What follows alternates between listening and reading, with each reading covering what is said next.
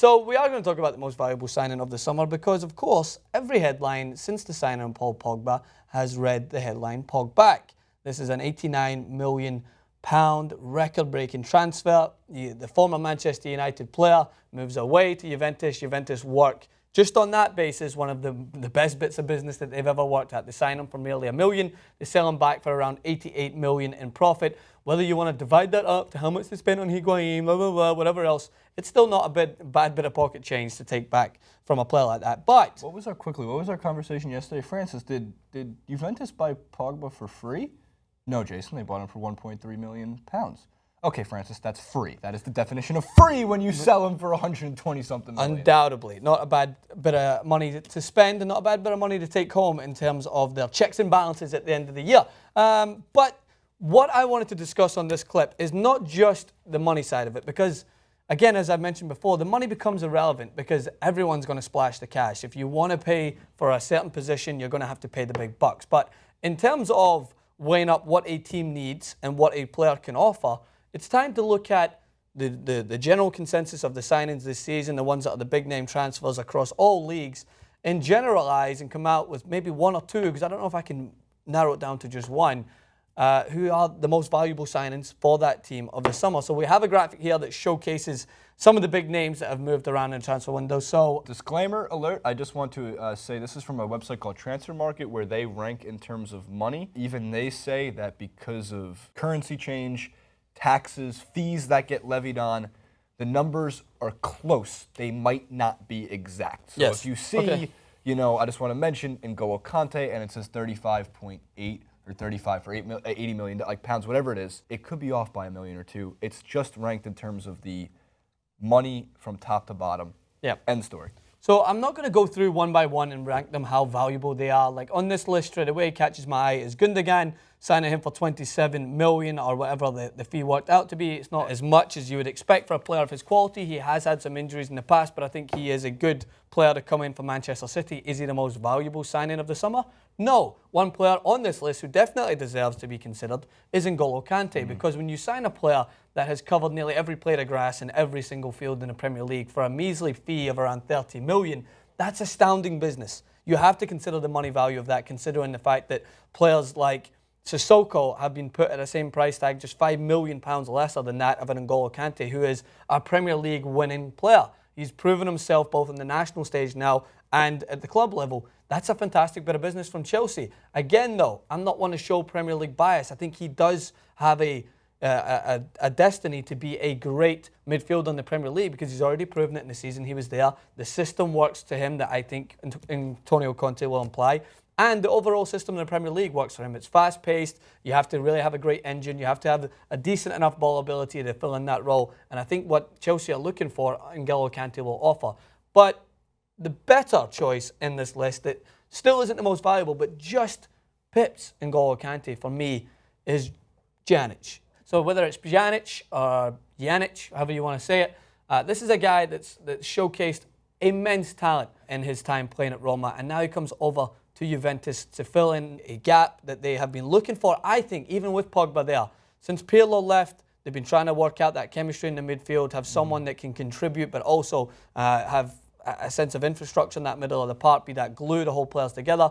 When Pogba played in there, I felt like he thrived when he was moving further forward. But in the Champions League, I felt like they needed something else along with Paul Pogba. Now, losing Pogba takes his value down. I think if he played with Pogba, oh my God, Marquisio, Khedira, Pjanic and Pogba, Jesus Christ, what a midfield that would be. They'd definitely be up there with some of the favourites to win the Champions League. But he still will offer a lot in that team, and he still has the ability to contribute with goals. He has the ability to defend. And overall, I think he's proven himself in Serie A, so that's an immediate buyback clause almost. So the fact is that you're paying money for a guy that shows that he can do it in the Premier League, and you're going to get an immense amount of ability out of him. But, Jason, who catches your eye in the next graphics? I'm sure we head down to the more expensive transfers. So 1 through 10, obviously the more expensive transfers. I can tell you which names don't catch my eye, and I kind of gloss over very quickly, and that's Sadio Mane, just in terms of the money. Yeah. John Stones, even though we've been over how much they needed a center back, I just don't. I've always thought that John Stones has had a dollar sign above his head for too long. Yeah. I would love him to prove me wrong. Gonzalo Higuian is one that I know he was so expensive. But you're going to talk about proving yourself in one league Well, he's staying in that same league, even though he made the cardinal sin of going from one, obviously, rival to another. So people are going to throw peanuts and beer cans and, well, I don't know, that's a very, very American thing. They're going to throw... Peanuts in and beer Italy, cans. they're going to throw... hot dogs. Marinara sauce and razor blades. Because a lot of them are really good barbers. It's a compliment. It's a compliment. No? Don't throw razor blades. Please don't. It's never going to end well. But going back to the list... And cheese. I like to be kind of the bore, but Paul Pogba at number 1, right? Oh, so come on. No, but taking Mkhitaryan away, some love. hold on, taking away the fee, right? Taking away the fee, the necessity. Manchester United lacked goals in the midfield last season. They lacked tempo. They lacked someone to push the pace. They lacked world-class talent. For what Pogba stands for, he is one of the most valuable signings, not in considering with the money, but just with the player that they have acquired this season. Has to be considered as one of them. He is in my 1 list. But then I've got another 2. As I mentioned N'Golo Kante before, maybe he's not the immediate choice of 1 and 2, but he has to be considered as a great signing. My next one may surprise a few people, but I could not give 2 flying shahitas. About Hulk? No, of course not. The guy's getting paid more than, I would say, vast countries make in a week to play football in China. There's no way he makes my list. He's going to the Super League. He gets to go up against the Justice League and the Avengers and all the other types of like. That was so funny. What about Hulk? Absolutely not. I don't know. He's on the list. He's on the list because he costs a lot. The next one is at number 9 for me, and it's Alvaro Morata. It's definitely not Hulk. Morata didn't get enough playing time at Juventus for what he was able to prove. But he is a good player coming off the bench. And I think that it was such a smart decision for Real Madrid to take him back at this moment, right? Because it doesn't seem that he's going to be considered the number 1 with Dybala up top and the other players that they have in that system. But when you look at Morata with Higuain coming in, there's no way he's considered the number 1. But with Morata at Real Madrid, he has played his trade in La Liga before. He played with Real Madrid. He knows the system there. He knows what it takes to score goals. Again, he still will have to fight for his place to get ahead of Karim Benzema, who at this moment can still be considered the number 9 in that team. But look at the players that he's going to join forces with. Look at the players that's going to help contribute to his potential career. I think that when you have Ronaldo, who seems to be not on the downward, by the way, by all means, but Ronaldo's movement is more focused on movement off the ball as well to help create room. And people who aren't Ronaldo fans will be like, what are you talking about? He just wants to score goals. Watch his movement. Sometimes he does move in order to free up space for his fellow players. I think Morata is very similar to Benzema. So I think he will learn a lot there. I think they got a good signing with him coming back. And it wouldn't surprise me if Morata contributed with 15, 16, 17 goals from the bench this year. And then if he gets a chance to potentially force Karim Benzema to play up a level, or if not, take Karim Benzema's place. I like Karim Benzema. I know you do.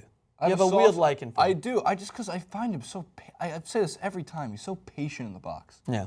Calm, collected, not outside the box necessarily, and he also has to worry about his blackmail and sex tape scandals. So hopefully he Morata has a couple different routes to go. He can go the eyebrow plucking route with Ronaldo. Mm-hmm.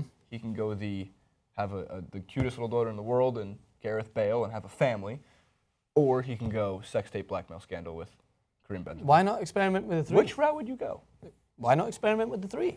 Another signing to get back on track with football is Mads Hummels is a good signing for Bayern Munich. Mads Hummels comes in, again, a player who's played for Bayern Munich before. He moved to Dortmund. He's matured. He was their captain, their leader, composed at the back, very high IQ, reads the game well. Oh, yeah, and he knows what it takes to play with Jerome Boateng, who is another German international. So you're coming back and forming a partnership there, filling in a position that has been vacant for a while. They've put in other places with people in that position like Dante. We've even seen David Alaba play at centre-back.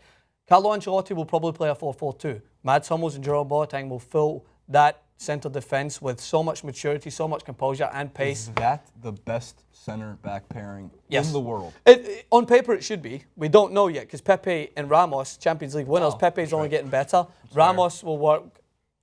I still don't believe Ramos is at his peak anymore. I think that he's on the downward spiral. But when you've got Varane maturing along with them, you can't really complain. So if I was to put it down into 3 lists, I think that Pogba, in terms of what he offers to United, is valuable. And then I think that Morata, for what he's going to do to Real Madrid collectively as a team in there, N'Golo Kante for Chelsea, and then maybe you put Hummels in there. But there's many more, and people have their own prejudice. I haven't even mentioned Mkhitaryan, the assist machine. You didn't even mention any of the Celtic signings. I should have. Scott Sinclair scored in his first game. How's that? How's your dinner? Taste it.